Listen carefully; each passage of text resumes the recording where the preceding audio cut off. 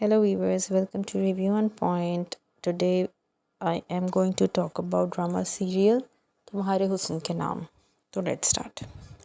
This episode was enjoyable. मुझे basically बहुत अच्छी लगी है ये, क्योंकि एक तो अब लग रहा है कि एक दो एपिसोड्स रह गई हैं और ये ड्रामा एंडिंग की तरफ जा रहा है।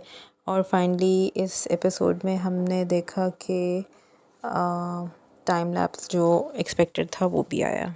सलमा जो है वो जैसे कि अपने घर आ गई थी, उसके अब्बू उसको अपने घर ले आते हैं, लेकिन अब जब वो देखती है कि माँ बाप ने लोगों से मिलना जुलना छोड़ दिया है और बुआ उसको बताती है कि लोग सवाल करते हैं तुम्हारे बारे में, तो वो फैसला करती है कि वो वापस चली जाएगी। आतिफ और उसके अम्मी अब्बू आते हैं इसको मनाने के लिए। वहाँ पे जो कुरैशी साहब होते हैं वो फिर भी अपनी बात पे डटे रहते हैं कि इसलिए आपको अपनी बेटी नहीं दी थी कि आप उसके साथ ये सब कुछ करें।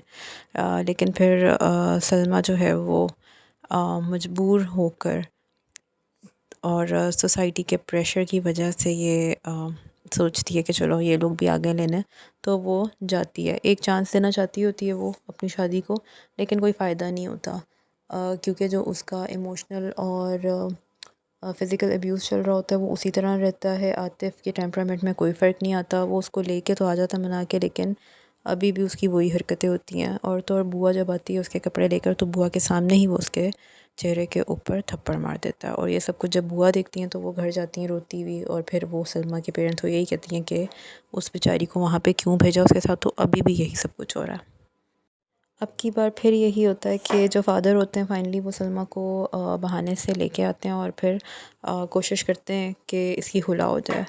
दूसरी तरफ मुनीज़ा की मुँह दिखाई होती है, सारे गांव की औरतें इकट्ठी होती हैं उसको देखने के लिए, लेकिन वो काफ़ी रूड बिहेव करती है, सड़ी हुई सी बैठी हुई होती है।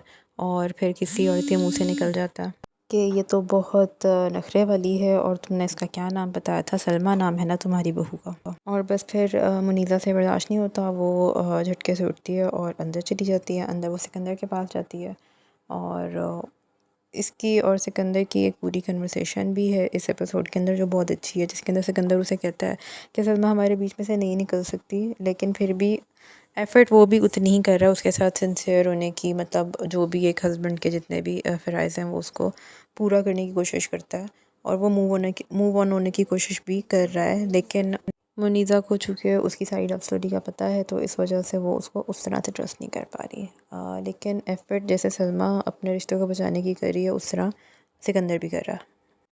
बहरहाल अच्छी बात आतिफ़ की तरह से भी ये होती है कि जब ये सारी बात उसके घर पहुंचती है, सलमा के घर, तो सलमा के फ़ादर जो हैं वो आतिफ़ के अब्बू को फ़ोन करते हैं, और फिर आतिफ़ की जो बहुत पहले हो जानी चाहिए थी क्लास, वो आतिफ़ के अब्बू लेते हैं और उसको सख्ती से कह देते हैं कि तुम इस घर से चले जाओ अगर तुमने यही हरकतें करनी है।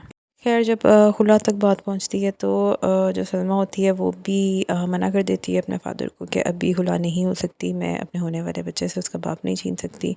That mean she is expecting. और दूसरी तरफ जो सिकंदर होता है वो भी बाप बनने वाला होता है।